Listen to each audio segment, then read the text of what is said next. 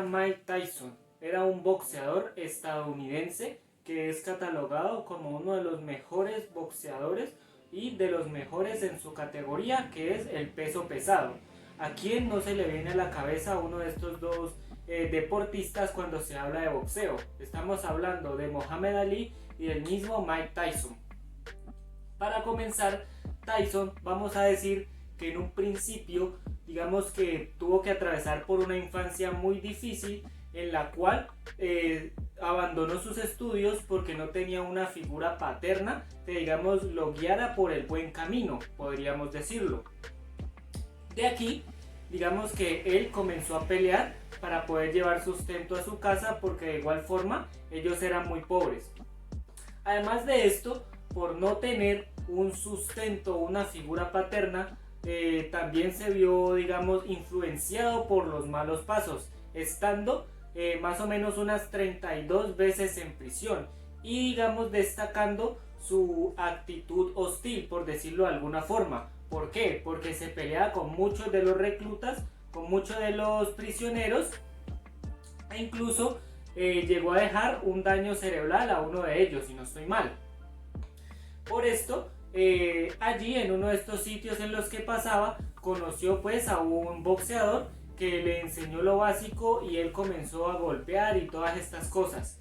Después conoció al que fue su entrenador en su primera etapa, el mismo Cus D'Amato, el que, digamos, lo guió para después ser el campeón mundial más joven, con tan solo 20 años de edad.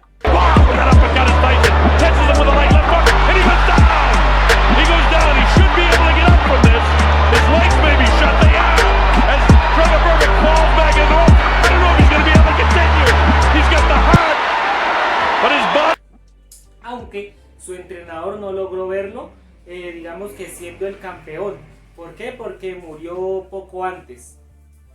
Pero cuando, digamos, Tyson ganó, le dedicó su victoria a su entrenador, que era como un padre para él, como él mismo dice. De aquí, digamos que también tenemos que este entrenador fue muy bueno porque le enseñó el famoso estilo del peekaboo, donde se busca, digamos, tener las manos en este tipo de posición y mover, digamos, esquivar los golpes con la cadera más que todo.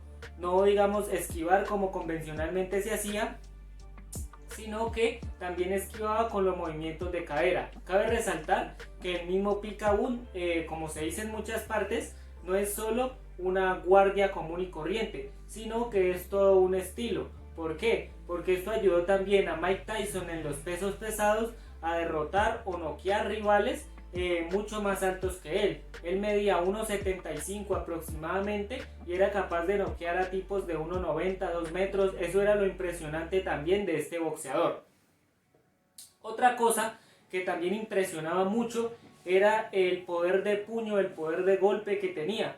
¿Por qué? Porque sus peleas al principio demoraban casi siempre 1 o 2 asaltos, lo que también a veces molestaba a la gente porque pagaban y pues al final la pelea se terminaba muy rápido.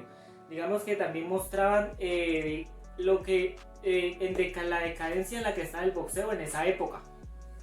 Además, cabe recordar, siguiendo con su biografía, que Mike Tyson a los 20 años derrotó al que fue Trevor Berbick, otro boxeador estadounidense.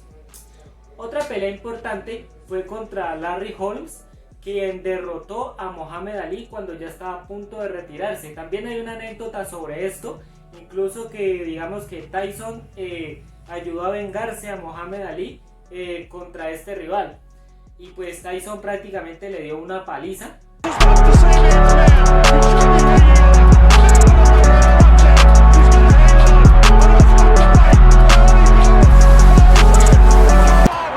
Y pues siguió siendo el campeón mundial, otra defensa para él. En cuanto a esto, tiene un récord de 50 victorias y 6 derrotas, lo que es un récord muy impresionante.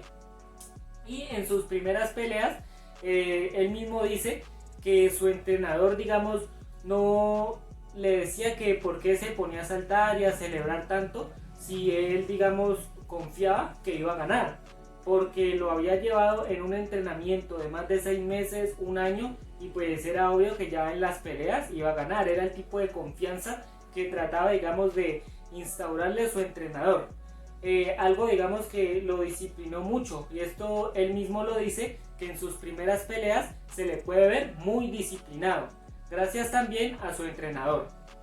Todo esto después comenzó a caer porque también conoció a un tipo que a mí no me gusta para nada, que es el mismo Don King, quien también quiso ser, digamos, manager, si se puede decir, de Floyd Mayweather, y pues este sí fue inteligente y lo rechazó.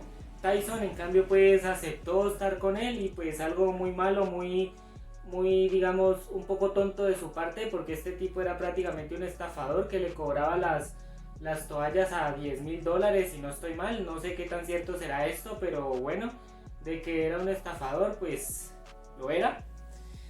Y siguiendo con esto, llegó un punto en que Mike Tyson también fue acusado de un crimen y lo mandaron a prisión, si no estoy mal, por unos 6 años, en donde también se convirtió al Islam, y de allí salió completamente en bancarrota, además porque era antes de que fuera a prisión era reconocido por dar unas fiestas demasiado excéntricas, gastaba millones de dólares en este tipo de eventos, y digamos que gastaba su fortuna ahí, porque llegó a ganar en sus peleas más de $300 millones o $300,000. Era algo impresionante también para la época, que era por allá en los 80 cuando fue campeón mundial.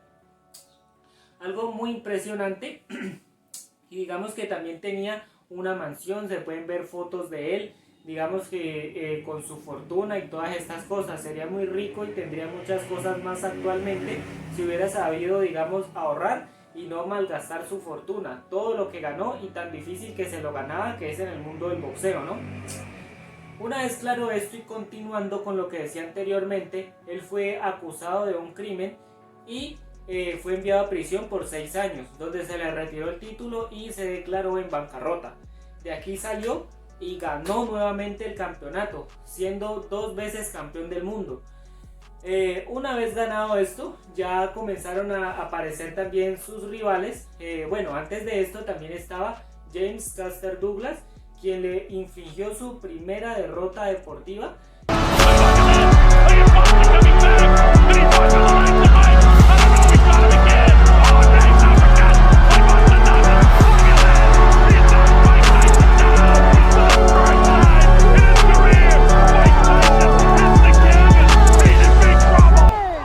Anécdota también muy buena sobre esto, sobre la cual decía que la madre de Douglas creía mucho en él, y antes de la pelea creo que su madre también falleció, algo digamos que le dio un plus impresionante para poderle ganar a Mike Tyson, que hasta la fecha nunca había sido derrotado y era conocido como el hombre más temible, por esto mismo, porque era muy fuerte y muy agresivo a la hora de pelear. Esto por el mismo estilo también el Picaboo y su pasado en las cárceles. Además de esto, él logró derrotarlo en el asalto número 10 o 11 y le infligió su primera derrota a Mike Tyson.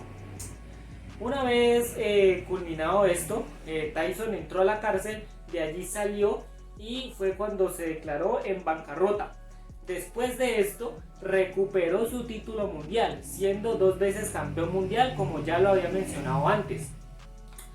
Al ser campeón del mundo, comenzaron a aparecer ya rivales muy fuertes, como lo voy a mencionar ahora, que fue el mismo Evander Holyfield, quien en la primera pelea, si no estoy mal, en el asalto 8, lo derrotó.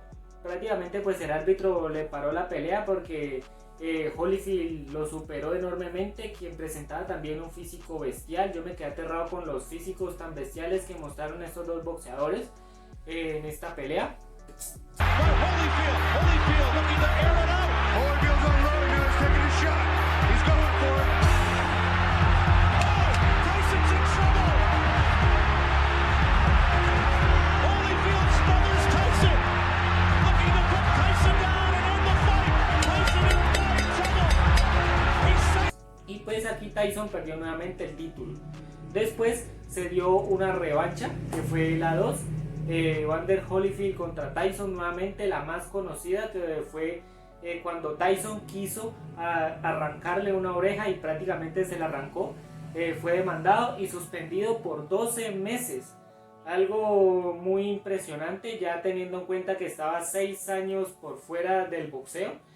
Y después, digamos que ya Tyson comenzó a perder peleas, ya no era el mismo. Y al final, pues siguió luchando y le tocó un oponente muy difícil por ahí en el año 2002-2005 contra el mismo Lennox Lewis, quien había derrotado anteriormente a Evander Holyfield. Entonces ya en el asalto número 8-10 también peleó contra Tyson y prácticamente lo derrotó. Ya Tyson llegó a un punto que ya estaba en el suelo, ya no quería pelear más.